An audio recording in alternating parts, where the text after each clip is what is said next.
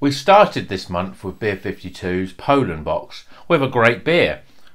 Can this one keep it going, keep the momentum going? This is a Daily Hazy American Pale Ale, and it's from Funky Fluid.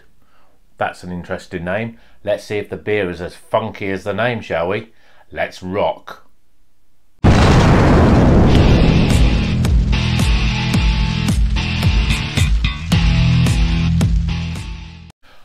Welcome back to Rocker's Beer Review. Today we're going to be reviewing the second beer from the Beer52 box. It's this beer. It's called Daily Hazy APA. So it doesn't really have a name, but it's from Funky Fluid. Now Funky Fluid apparently are a Polish, well, we know they're a Polish brewery because it's Polish themed, but they're more the sort of premium level of Polish breweries. And it's a nice little can, nice little bit of artwork. It's just a shame it's just called Daily Hazy APA. You know, you would have thought they could have come up with some better name. 4.8% American Pale Ale. So let's get this out of the can and into a glass. So Funky Fluid, yeah, small craft brewery in Poland. I have seen some of these in the bottle shops, not necessarily Funky Fluid, but you know, when they do mix, they work with other people. I mean, beer in a glass looks tremendous.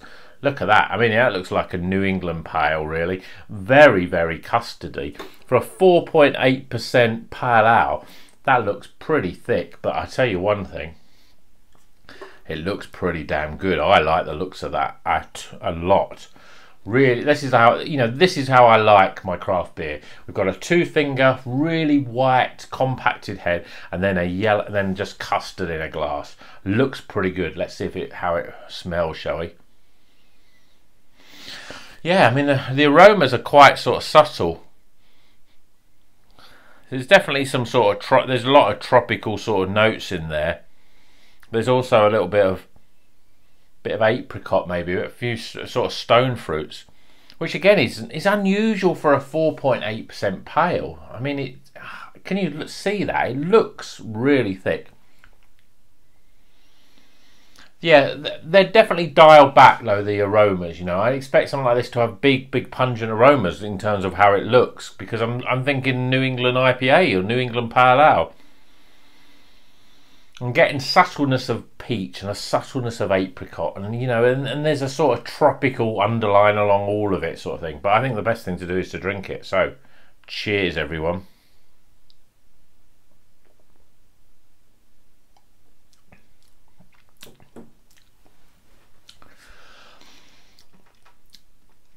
Well, after drinking that, a few sips, I'm more excited about this Poland box than ever, because this is a cracking beer. Really, really good.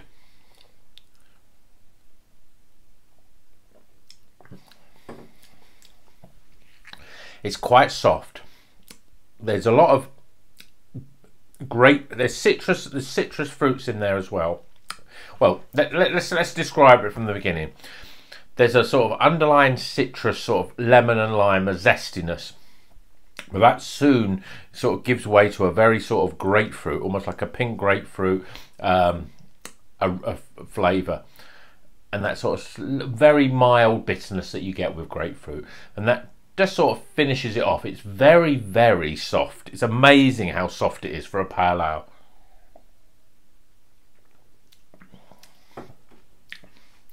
Grapefruit is big. Grapefruit is a big flavour here. I mean, it reminds me of a few, you know, it drinks like an IPA. It's quite unusual. It's 4.8%, but there's something about it that you just know it's a premium product. It's fairly medium to full-bodied, which is quite unusual for a pale ale. The carbonation's pretty soft. I mean, the lacing, look at that. It's absolutely spectacular. I think that it's probably the best looking beer that we've had from Beer52. I think it just looks really, really good.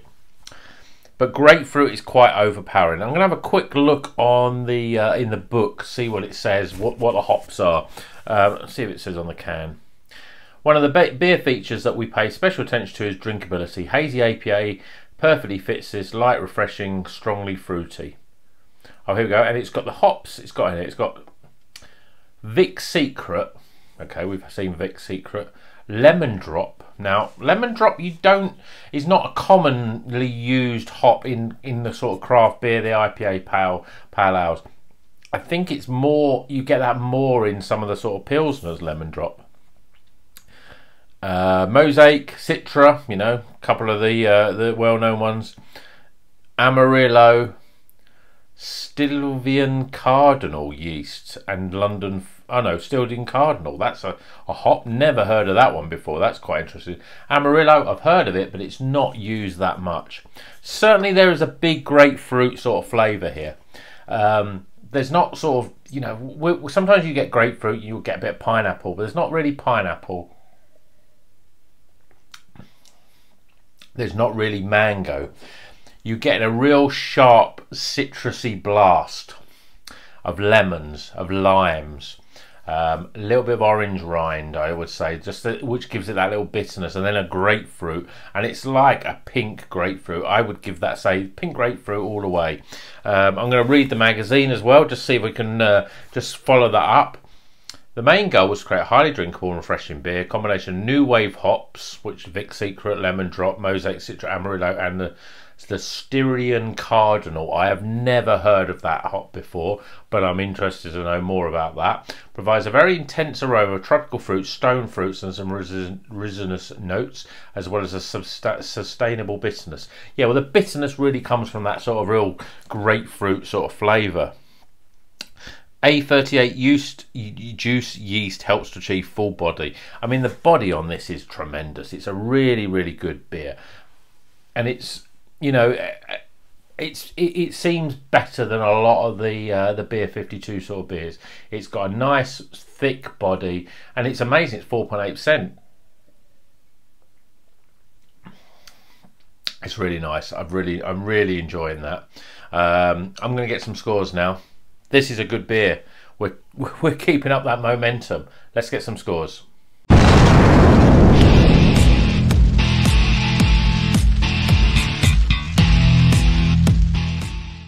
Okay, the scores are in for this Daily Hazy APA.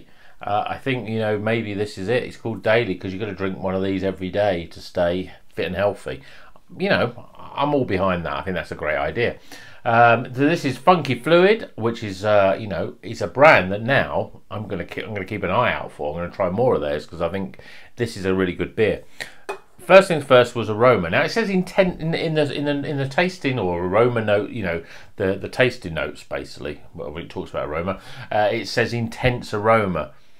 I would say the aroma isn't overly intense. There is definitely a tropical sort of and citrus, and actually, the more I smell it, the more I'm getting more apricot and peach. Although I don't think that really sort of translates as much in the sort of flavours. It's a nice aroma. I'm giving it 13 out of 20. Appearance, though, I think this is a damn good looking beer. I mean, I've nearly drank it now. Look at the lacing of that glass. Beautiful yellow, hazy, just what you want from a beer. I'm giving it a 10 out of 10. I think from Beer52, this is probably one of the best looking beers I've had. 10 out of 10. Flavour. I do, you know me. I'm a big fan of dry, no bitterness beers. There is bitterness in here, but it's the bitterness that I like. It's that grapefruit, pink grapefruit bitterness that just gives it a little bit of tartness, and it just really rounds it off nicely. But it's not overpowering. It's still dry and bitter at the same time, you know. But it's much more of a fruity bitterness than a sort of malty sort of bitterness or hop bitterness. But it's really refreshing, citrusy, grapefruits with a little bit of sort of peach and apricot in there as well. But it's subtle, but it's got so much happening in it. There's so many sort of different flavours in there. But for me, pink grapefruit, if I was going to pick one fruit that was the more dominant, pink grapefruit would be it. It's really nice. The mouthfeel is nice and soft. I mean, it looks like the mouthfeel is going to be soft because it looks like New England, but it doesn't really taste like a lot of the New England beers that I drink. I'm giving it a 33 though for flavour. It's pretty good. Value for money, I'm sorry, it's another 7 out of 10. It's a Beer52. It's a small little can of beer. It's a nice small can of beer, but then, you know, I've had some nice small cans of beer that cost me less than £2. So I don't think it's great value. It's good, but not fantastic. So I can't give it more than a 7. Overall experience, though, again, this is we're hitting them out of the park. I don't know whether I've just got lucky that the first 2 beers that I've tried have been good. This is quite different than the American Beauty that we had, the beer before this, but it's still a really good beer, and it makes me want to say, let's go and grab the first flight to Krakow and, you know, or Warsaw, and let's go down there and let's immerse ourselves in the in Polish craft beer, because I think it's a really stunning area in terms of its craft beer. And you know, it was a few years ago I went to Poland, I had a really good time. I went for the 2016 or 2014, one of the football tournaments we went there for. It wasn't actually there, but we just went there so we could watch the games, and we had a really good time. Really beautiful in Krakow, beautiful city, lots going on. Beer was great and it was quite cheap, but we didn't really do any craft beer then. I wasn't really into that craft beer, but I wish I had, because I think this is because I think the craft beer scene there is a real up and coming.